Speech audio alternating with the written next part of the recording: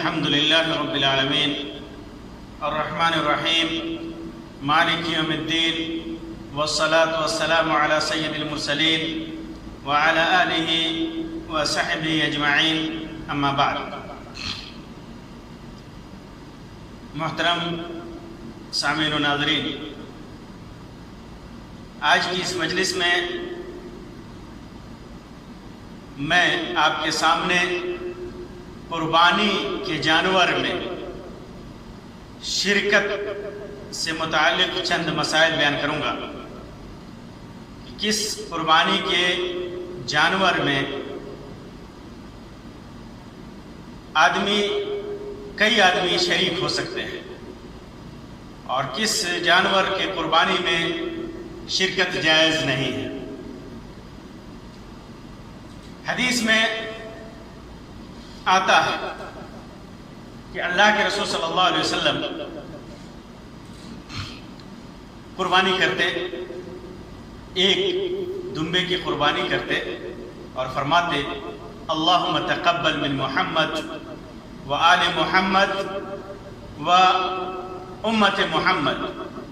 اے اللہ، تو اس قربانی کو میری طرف سے، محمد کے آل و اولاد کی طرف سے اور محمد کی امت کی طرف سے قبول فرما.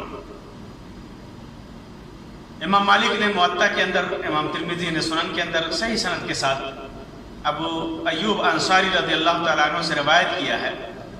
فرماتے ہیں کہ کان الرجل فی عہد النبی صلی اللہ علیہ وسلم یضحی بالشاۃ عنہ، کہ اللہ کے رسول صلی اللہ علیہ وسلم کے زمانے میں ایک آدمی اپنی طرف سے قربانی کرتا. کیا؟ ایک بکری اپنی طرف سے قربانی کرتا. وَأَنْ أَهْلِ بَيْتِهِ، اور اسی میں اپنے گھر والوں کی طرف سے فَيَأْكُلُونَ وَيَتَعَامُونَ، اسی میں سے وہ کھاتے، اسی میں سے وہ لوگوں کو کھلاتے. یہ طریقہ تھا اللہ کے رسول صلی اللہ علیہ وسلم کے زمانے میں. یہ طریقہ تھا کہ آدمی ایک جانور کی قربانی کرتا، ایک بکری کی قربانی کرتا اپنی طرف سے، اپنے گھر والوں کی طرف سے، اور اسی میں سے کھاتے بھی، اسی میں سے صدقہ بھی کرتے، اسی میں سے دوسروں کو کھلاتے بھی. پھر ابو ایوب انصاری رضی اللہ تعالیٰ عنہ فرماتے ہیں کہ ثم تباہ الناس فصار كما ترى، پھر لوگ کثرت قربانی پر فخر کرنے لگے، ایک کی جگہ پر 2، 4، 10 فخر کرنے لگے. اور اب یہ صورتحال ہو گئی ہے جو تم دیکھ رہے ہو، فخر و مباحات، ایک دوسرے سے آگے بڑھنا، اپنے سخاوت اور اپنی دینداری کا اظہار کرنا، یہ آج کا ماحول ہو چکا ہے. یہ تو صحابہ کرام کے زمانے میں ہو گیا تھا، اور آج کے زمانے میں اس سے کہیں زیادہ ہم آگے بڑھ چکے ہیں فخر و مباحات میں.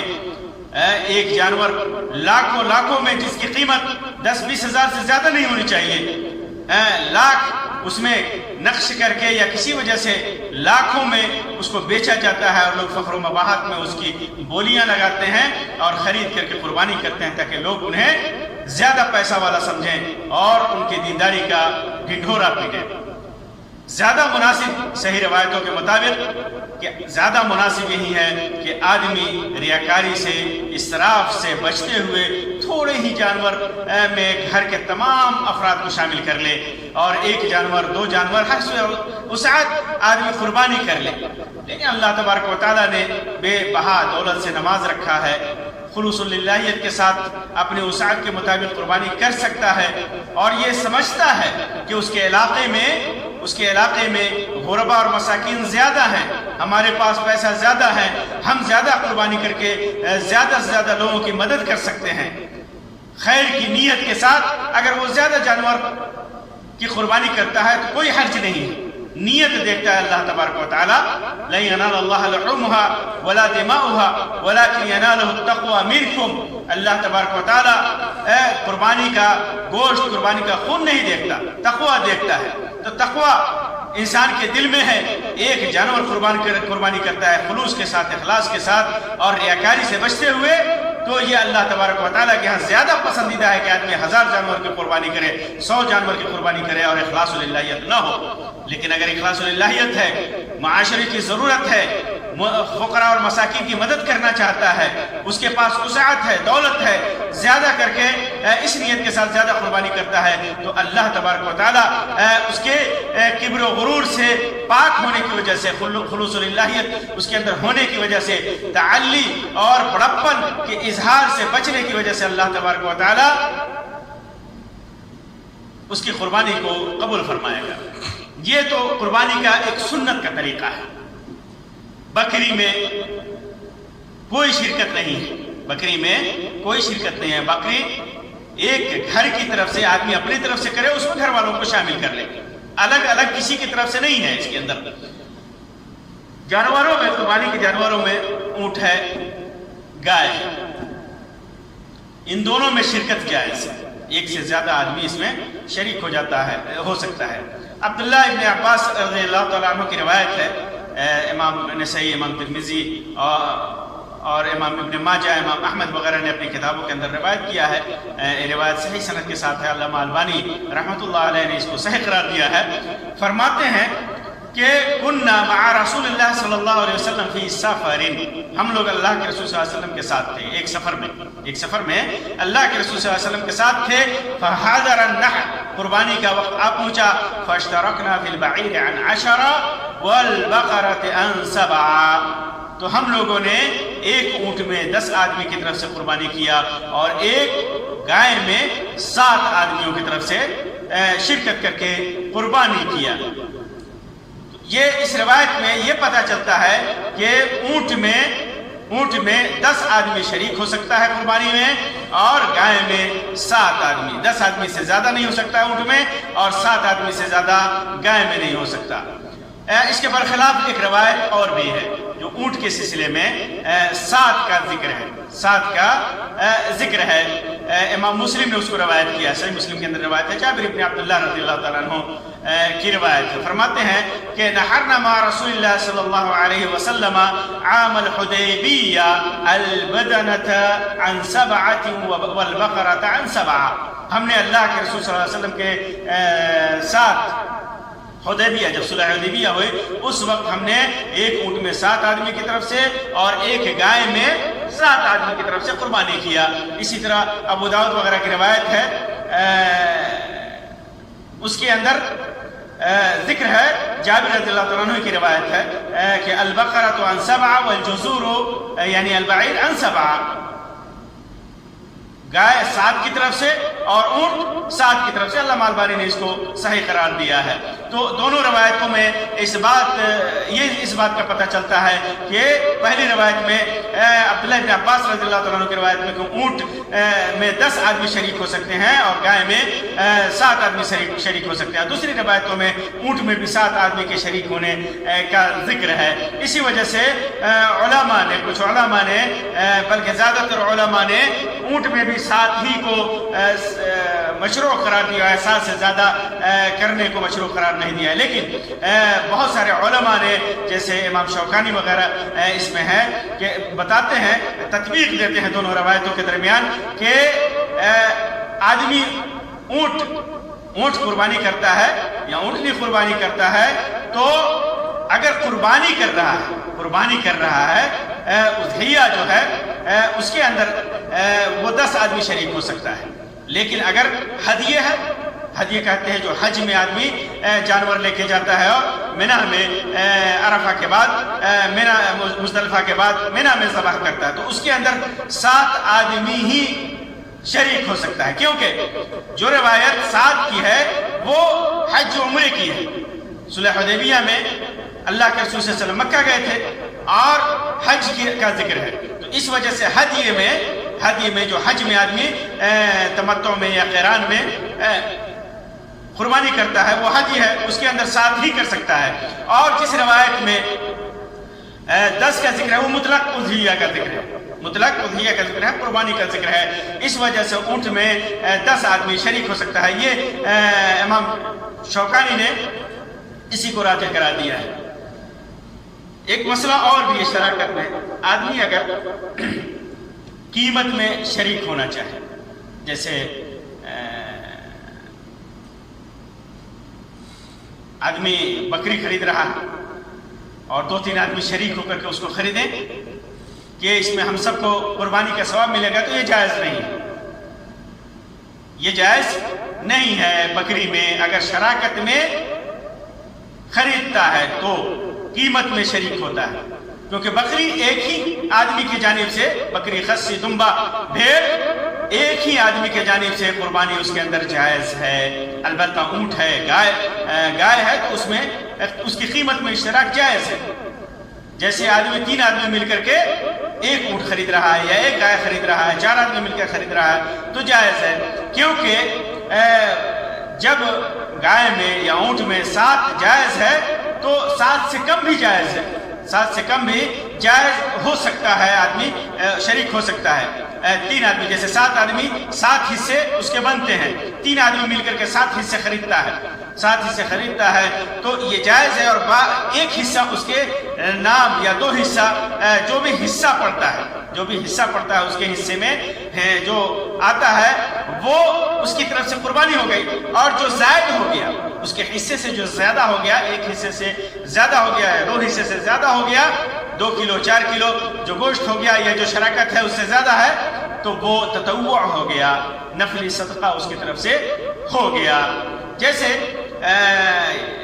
ایک آدمی ایک گائے ذبح کرتا ہے اپنی طرف سے، پوری گائے یا پورا اونٹ ذبح کرتا ہے، پوری اونٹنی ذبح کرتا ہے تو اس کے لیے جائز ہے، اس کے لیے جائز ہے کہ پوری گائے، ایک بکری بھی ذبح کرتا ہے لیکن ایک اونٹ بھی ذبح کر رہا ہے یا ایک گائے بھی ذبح کر رہا ہے تو اس کے لیے جائز ہے۔ تو جب وہ تنہا 7 حصے کو ذبح کر سکتا ہے تو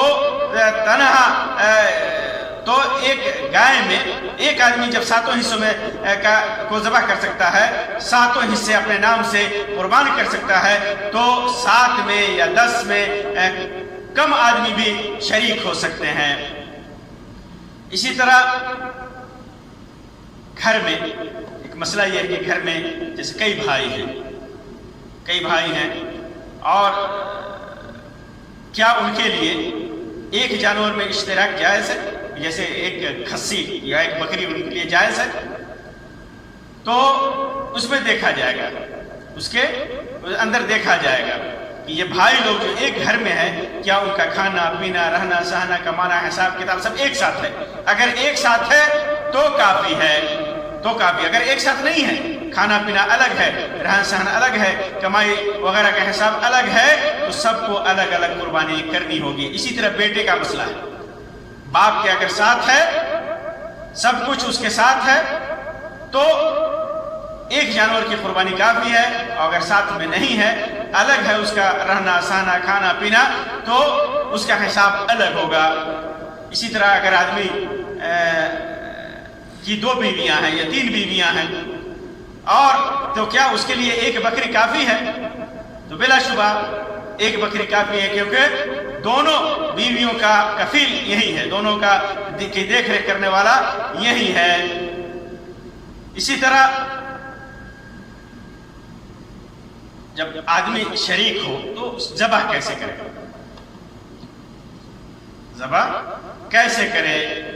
ذبح کرتے وقت